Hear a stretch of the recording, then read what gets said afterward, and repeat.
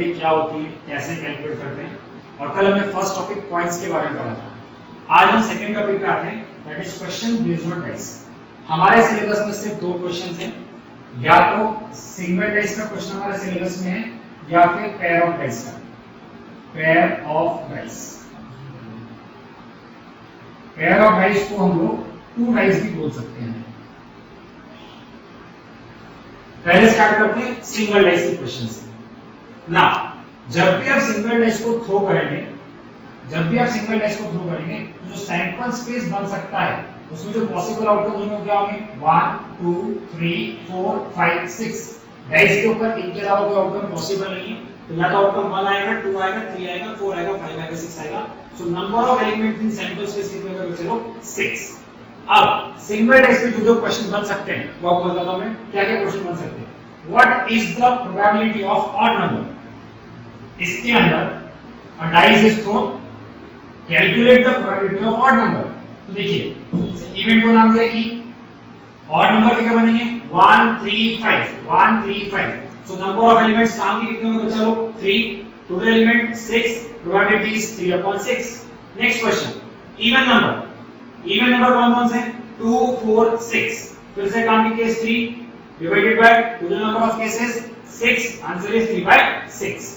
Prime number, बहुत से बच्चे यहाँ पर कंफ्यूजन होते हैं, एक बार ध्यान रखना बेटा, 1 कभी भी प्राइम नंबर कंसीडर नहीं होता है। 1 is a unique number, it is neither prime nor composite.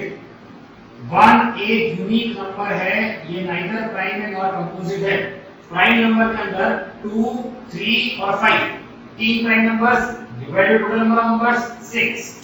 Multiple of 3, इनके अंदर जो 3 के मल्टीपल्स हैं 3 एंड 6। ऐसे बहुत सारे क्वेश्चंस बन सकते हैं, लेकिन सिंगल डाइस के अंदर बहुत लिमिटेड क्वेश्चंस हैं जिसको आपके लिए प्रैक्टिस करना है। Odd number, even number, prime number, multiple of 3, multiple of 2, number greater than 3, number less than 3। ऐसे आपको टोटल केसेस के अंदर से वह केसेस आइडेंटिफाई करने हैं जो आपके काम के हैं। They are called as your favourable cases divided by total number of cases will give you the probability of the event। अब हम बात करते हैं पेयर ऑफ डाइस की। पेयर ऑफ डाइस का मतलब कितने डाइस हो बेटा, पेयर मतलब होता है 2। आपने दो डाइस को एक साथ रोल किया। अब अगर दो डाइस को एक साथ रोल करोगे तो देखो आउटपुट स्टेगर मिल सकते हैं। पहली पे 1, दूसरी पे 1, पहली पे 1, दूसरी पे 2, पहली पे 1, दूसरी पे 3, 1 4 1 5 1 6। पहले इसमें 1 फिक्स कर दिया, सेकंड पर 1 2 3 4 5 6 कुछ भी आ सकता था। अब पहली वाली डाइस पे मैंने 2 फिक्स कर दिया, सेकंड वाले पे 1 2 3 4 5 6, 3 से लेकर 3 6 तक, 4 से लेकर 4 6 तक, 5 1 से लेकर 5 6 तक और 6 1 से लेकर 6 6 तक। तो देखिए जब हम एक डाइस को रोल करते हैं तो एक डाइस के अंदर टोटल केस बनते हैं 6। जब हम दो डाइस को रोल करते हैं तो टोटल केस बनेंगे 6 की पावर 2 36। चेक कर लीजिए, काउंट करिए बेटा, तो सैंपल स्पेस में 36 केस हैं। वैसे 3 डाइस आपके सिलेबस में नहीं है, लेकिन अगर हम 3 डाइस को रोल करते तो केसेस बनते 6 की पावर 3 216। 216 केसेस बहुत ज्यादा होते हैं, प्रैक्टिकली आप लिख नहीं सकते। हमारे सिलेबस में सिंगल डाइस और पेयर ऑफ डाइस ही है। तो 6 की पावर 2 मतलब दो डाइस को रोल किया, 36 केस कैसे बने आपको मैंने सिखा दिया। 1 1 1 2 1 3 से लेकर 1 6 तक, 6 1 से लेकर 6 6 तक। अब क्वेश्चन कैसा आता है वो समझते हैं। क्वेश्चन आता है a pair of dice is throne, या तो ये स्टेटमेंट लिखा हुआ है, I repeat, a pair of dice is throne, या फिर इसकी जगह लिखा हुआ सकता है 2 डाइस का रोल। बात एक ही है, पेयर ऑफ डाइस को थ्रो करो या 2 डाइस को रोल करो, बात एक ही होती है। Find the probability of getting a doublet. Find the probability of getting a doublet। Doublet का मतलब होता है बेटा दोनों डाइस पर सेम नंबर। डबलेट का मतलब होता है दोनों डाइस पर सेम नंबर। तो देखिए 1 1 2 2 3 3 4 4 5 5 6 6 आपके काम के 6 केस बने। टोटल सैंपल स्पेस में 36 केसेस थे, तो 6 डिवाइडेड बाय 36 इज 1/6। इस पेयर ऑफ डाइस में तो बहुत सारे क्वेश्चंस पॉसिबल है। सभी क्वेश्चंस का सैंपल स्पेस कॉमन रहेगा। मैंने आपको यहाँ पर 3 क्वेश्चन स्क्रीन किए, बाकी आपको मैं होमवर्क में असाइन करूंगा। आपको उन क्वेश्चंस को प्रैक्टिस करना है। I repeat, sample space for pair of dice 36 cases. First possible example और समझते हैं। Pair of dice is thrown, what is the probability of getting sum as 9? आपको दोनों डाइस पर जो डिजिट आ रहे हैं उनका सम 9 चाहिए। काउंट करना स्टार्ट कीजिए। यहाँ पर सम 2 है, यहाँ पर सम 3 है, यहाँ पर सम 4 है, यहाँ पर 5 है। तो देखिए पहली बार 9 सम आपको यहाँ मिलेगा। This is the place where you are getting the sum as 9। 3 और 6 को ऐड करोगे 9 मिलेगा। फिर देखिए 4 और 5 9, 5 और 4 9, 6 और 3 9। तो आपको सिर्फ सम एज 9, ना 9 से कम चाहिए ना 9 से ज्यादा चाहिए। Sum as 9, 1 2 3 4 cases, 4 by 36, answer is 1 by 9। मैंने एक्सप्लेन करने के लिए एग्जांपल और ऐड किया है, सम एज एटलीस्ट 10। देखिए कल जब हमने कॉइंस के क्वेश्चन किए थे तब भी आपको मैंने एटलीस्ट एटमोस्ट समझाया था। मैं घर पे एक्सप्लेन कर देता हूं। एटलीस्ट का मतलब होता है बेटा कम से कम 10 तो होना ही चाहिए, उससे ज्यादा भी चलेगा।